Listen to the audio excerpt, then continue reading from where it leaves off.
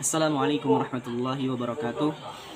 Bismillahirrahmanirrahim. Wassalatu wassalamu ala rasulillah Muhammad ibn Abdullah wa ala alihi wa sahbihi wa mawalah. La hawla wa la quwata illa billah. Amma ba'du.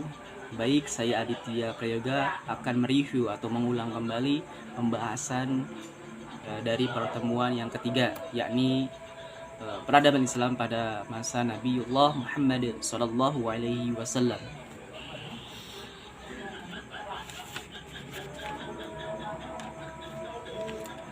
Sayyiduna Muhammad bin Abdullah bin Abdul Muttalib bin Hashim bin Abdi Manaf bin Qusay bin Kilab bin Murrah bin Ka'ab adalah putra dari Abdullah, ya, ibu kakaknya Abdul Muttalib, dan ibunya Siti Aminah binti Wahab. Beliau adalah akhirul anbiya, penutup para nabi, dan utusan Allah yang diutus untuk seluruh umat manusia dengan bertujuan untuk beribadah kepada Allah dengan tidak menyekutukannya. Kita ketahui bahwa Nabi Muhammad SAW lahir di Mekah 12 Rabiul Awal tahun Gajah, atau bertepatan dengan 20 April 570 Masehi. Sebelum beliau dilahirkan, beliau ditinggalkan oleh bapaknya ketika beliau masih di kandungan. Kemudian beliau dilahirkan pada tahun tersebut, adalah tahun Gajah, dan beliau disusui oleh ibunya sendiri dan dua ibu susunnya, yakni Suwaibah al-Aslamiyah dan Halimatus Sa'diyah. Dan pada beliau 6 tahun, beliau ditinggal oleh ibunya ketika beliau berziarah ke makam bapaknya, dan kemudian ibunya dikuburkan di salah satu daerah antara Mekah dan Madinah, yakni Abwa, dan didampingi ketika itu oleh Ummu Aiman. Dan ketika itu Nabi Muhammad SAW diwakilkan atau diasuh oleh kakeknya sampai umur 8 tahun. Nah, dan 8 tahun itu kakeknya dia mengamanati Abu Thalib untuk mengasuh Nabi Muhammad SAW. Dan pada umur 9 tahun Nabi Muhammad SAW bersafar atau berjalan bersama Abu Thalib ke Syam untuk berdagang. Kemudian beliau bertemu dengan seorang pendeta, yakni Buhairah, yang meramal Nabi Muhammad adalah nabi yang terakhir.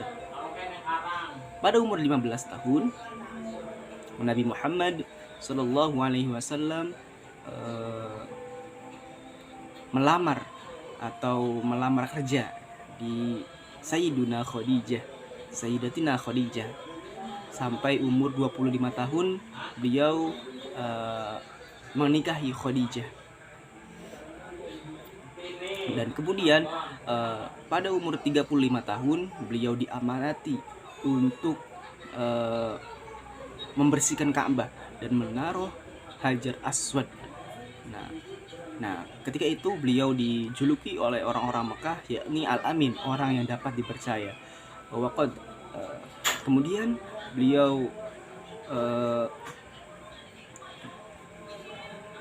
beliau setelah itu 5 tahun itu menuju ke 40 tahun beliau sangat senang bernyendiri untuk beribadah kepada Allah Subhanahu wa taala.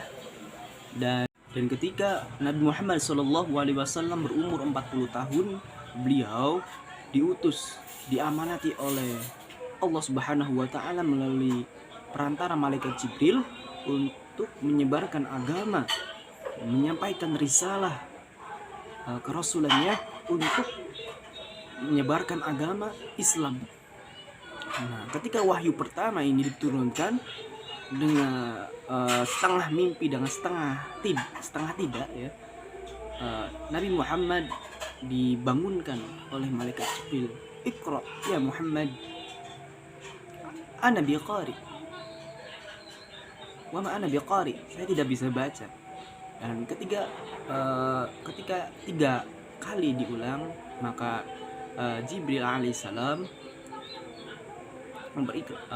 menyampaikan wahyu. Iqra bismi rabbikal ladzi khalaq, khalaqal insana min 'alaq, iqra wa rabbukal akram, alladzi 'allama bil qalam, 'allamal insana ma lam ya'lam. Nah, ketika itu Nabi Muhammad SAW langsung berdakwah dengan ada 2 metode dakwah, yakni sir dan jar. Sir ini ketika Nabi Muhammad SAW berdakwah secara sembunyi-sembunyi, yakni melalui keluarganya sendiri. Dan kemudian jahar.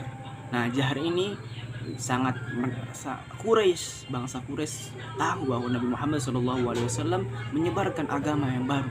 Kemudian Nabi Muhammad SAW dicaci maki, dibully, dan ingin dibunuh oleh suku Quraisy. Dan itu juga dilindungi oleh pamannya, yakni Abi Thalib yang masih hidup waktu itu. Nah, kemudian Nabi Muhammad SAW berjalan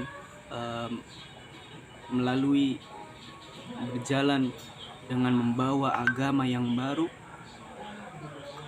dengan berbagai lintangan, dengan berhijrah ke Madinah untuk menyelamatkan diri dari Mekah.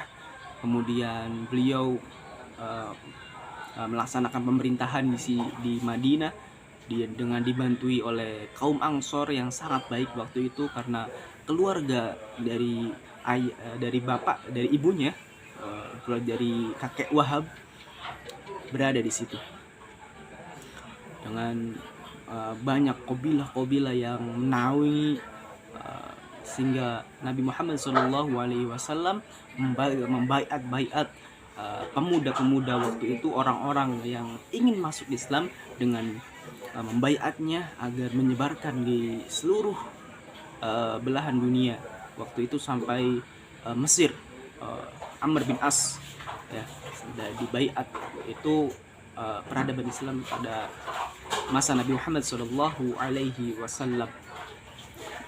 sehingga beliau saat itu wafat pada umur 63 tahun dengan meninggalkan banyak istri dan seorang anak, yaitu Aisyah. Baiklah, itu saja yang saya sampaikan pada pembahasan kali ini. Bila ada kesalahan, saya mohon maaf dari kata-kata. Wabillahi taufiq wal hidayah. Wassalamualaikum warahmatullahi wabarakatuh.